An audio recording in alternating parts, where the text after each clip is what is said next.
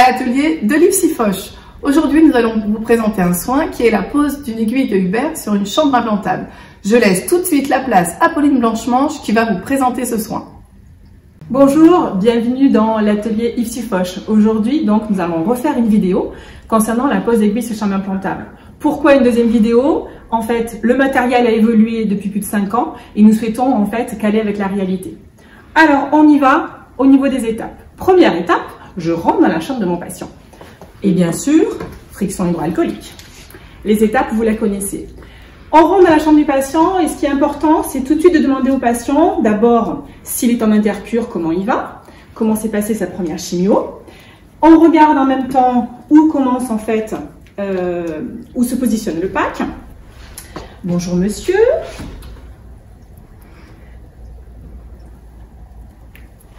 Alors, on regarde le pack, le positionnement. En même temps, on va regarder s'il y a de la rougeur, douleur, une inflammation quelconque. Et là, tout va bien. On peut en même temps demander au patient s'il a son carnet de traçabilité qui nous permet de voir si c'est un reflux avec pack ou sans pack ou si lors des précédentes en fait, perfusions, il y a eu des dysfonctionnements ou pas. Là, tout va bien. On va pouvoir y aller. Comme vous avez pu remarquer, on a fait déjà un premier chat. Au total, sur l'ensemble de ce soin, il y a 5 chats. On va faire le deuxième juste après qu'on ait décontaminé notre plan de travail. Et j'en profite pour décontaminer aussi l'adaptable de mon patient, car je vais en avoir d'utilité juste après. Donc, chat, gant, gant, chat. Je viens de mettre un gant, je viens de l'enlever. Deuxième chat. Je prépare mon matériel. Donc, un set et je vérifie bien les dates de péremption. Je prends mon aiguille, pareil, date de péremption. Ma seringue pré-remplie. Mon robinet, c'est bon. Mes antiseptiques.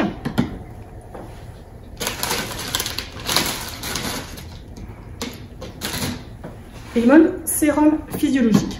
Alors, certaines structures utilisent d'autres produits que ces antiseptiques iodés. Nous, on a fait le choix pour l'instant de rester sur cette gamme-là. Une fois que j'ai l'ensemble de mon matériel, donc j'ouvre mon set.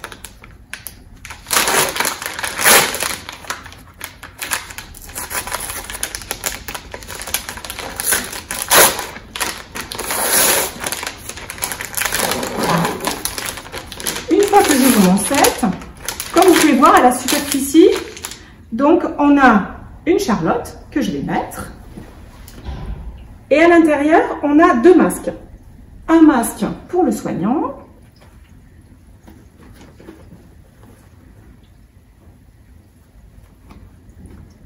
voilà et un masque pour mon patient.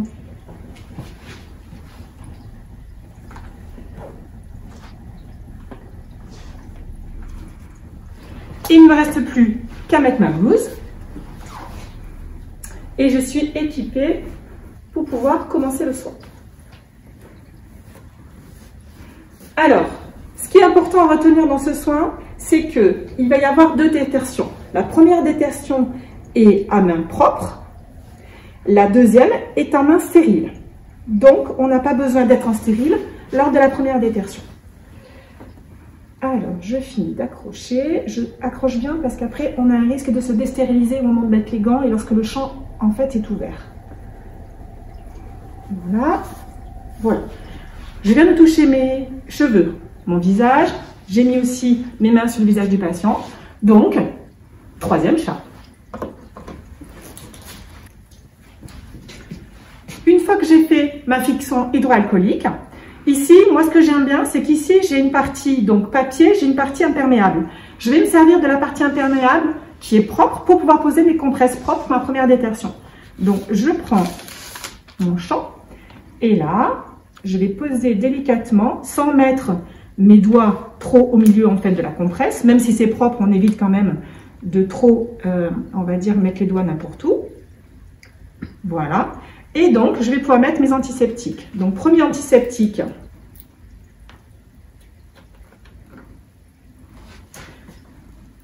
Donc, une sang.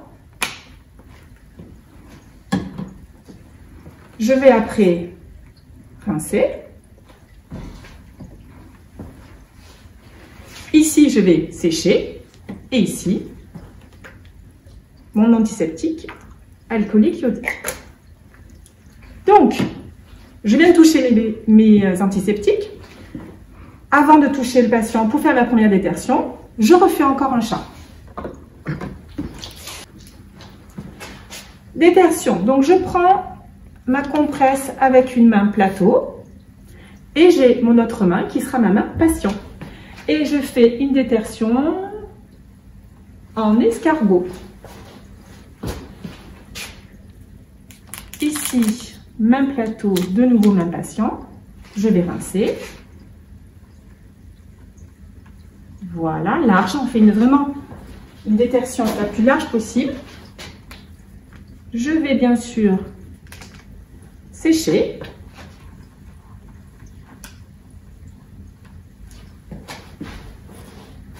Et je finis par le dernier temps de contact.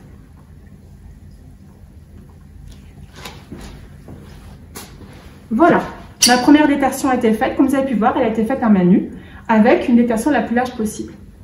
Une fois que j'ai fait ça, je peux jeter mon emballage et je vais passer à l'étape stérile. Donc, je vais ouvrir mon matériel. Pour l'instant, j'ai encore les mains propres, donc je continue. Moi, j'aime bien ouvrir le matériel, donc en ayant l'étiquette vers moi, comme ça, je sais comment le champ va s'ouvrir. Donc, j'ouvre le champ comme ceci. On évite de mettre les mains comme ça à l'intérieur parce qu'on peut, sans faire exprès, se destériliser par contre, excusez-moi, le champ, parce que nos mains peuvent glisser à l'intérieur. Donc, moi, j'aime bien pincer et travailler en hauteur. Donc, on pince pour pouvoir ouvrir et là, délicatement, bien entendu, on peut ouvrir sans destériliser. Moi, j'aime bien de nouveau bien pincer. Voilà. Et on ouvre le champ. Et là, on a un champ parfait. On va pouvoir ajouter l'ensemble du matériel. Donc, je vais rajouter ma seringue pré-remplie. Je rajoute mon aiguille.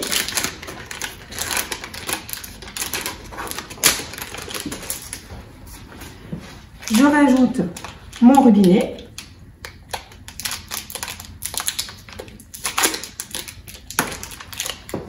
Et puis surtout, il ne faut pas oublier de mettre son antiseptique sur la dernière compresse qui nous servira pour la deuxième détertion.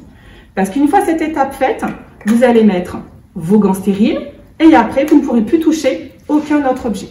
Maintenant que j'ai fini avec tout ça, je peux les pousser pour me débarrasser mon champ. L'ensemble de mon matériel est prêt. Je n'ai plus qu'à prendre maintenant mes gants stériles. Ok. Donc, j'ouvre mon emballage. Moi, j'aime bien froisser un petit peu mon emballage pour décoller les gants de l'intérieur de la partie stérile. Et là, je vais faire mon 5e chat et le dernier avant de mettre mes gants stériles.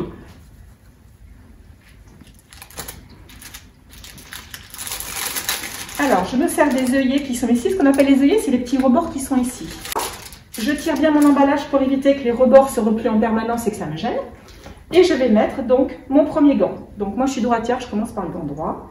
J'attrape mon gant et je vais mettre délicatement l'ensemble de mes doigts. Donc on n'avance pas trop vite. On vérifie que tous nos doigts sont en place. Et une fois qu'on y est, on tire. Voilà. Attention, maintenant ma main est stérile. Donc moi, j'attrape mon gant en soulevant ici, en mettant tous mes doigts à l'intérieur du rebord. Ce pouce, surtout faire attention qu'il ne se replie pas sur la partie, parce qu'on estime que cette partie maintenant n'est plus stérile. Donc, je laisse mon pouce le plus loin possible et je vais glisser donc mes doigts dans mon gant. Et après, on réajuste le cas échéant.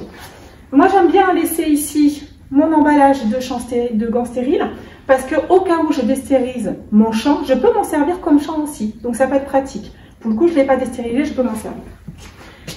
Une fois que je suis ici, je vais pouvoir faire mon montage. Alors, on va monter au fur et à mesure. Mon aiguille, je l'adapte à mon robinet.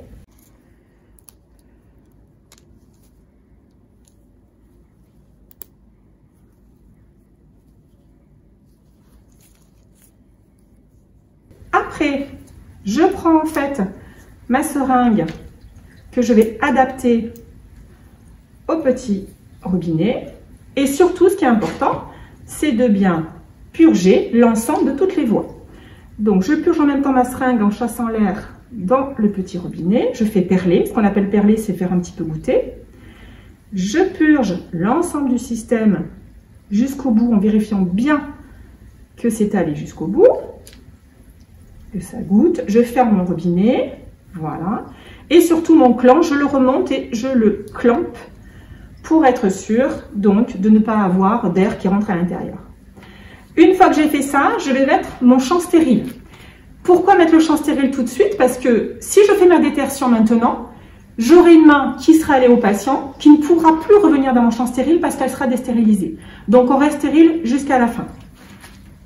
Je prends donc mon champ. Alors, il y a plusieurs choses. Ce champ-là, vous voyez, il est troué. C'est assez pratique. Le problème, c'est des fois, je trouve que ce trou-là ne permet pas une détertion large. Donc moi, j'ai pour habitude de plier comme ça. Voilà. Et alors, surtout, on fait très attention quand on met le champ de ne pas se déstériliser. En posant ses mains contre le patient. On reste bien en hauteur. Donc moi, voilà, je jette. Et après, on repositionne le champ contre le patient. C'est parfait. Maintenant, je vais faire ma détertion. Alors moi, je pique avec la main droite. Donc, je vais faire ma détertion avec la main gauche. Détertion large. Alors attention, vous avez vu, cette main est allée au patient. Surtout, elle ne doit plus revenir dans le champ. Ma main droite attrape en fait l'aiguille. Avec le tranche de ma main, j'attrape ma seringue. Ce que je fais là, j'ai le droit, avec ma main, d'enlever le petit capuchon. Pas de problème. Et là, ma main va piquer, toucher bien la chambre.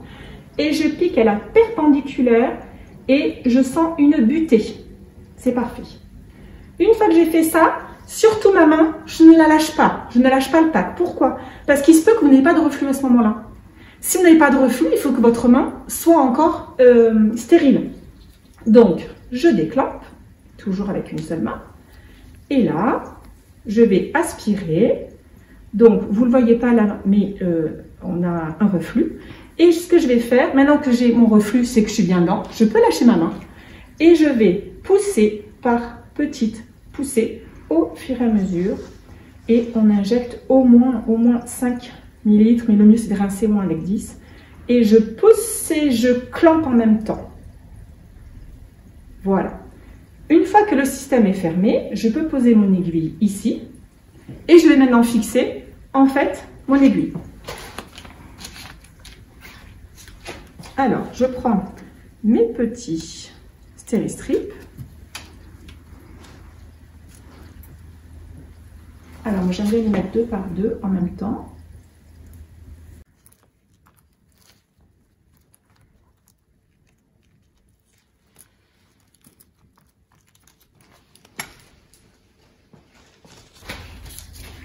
Là, pareil, je remets mes deux autres stéristrips. Alors, ce qui est intéressant, c'est toujours de les mettre vraiment en parallèle les uns des autres. Parfait.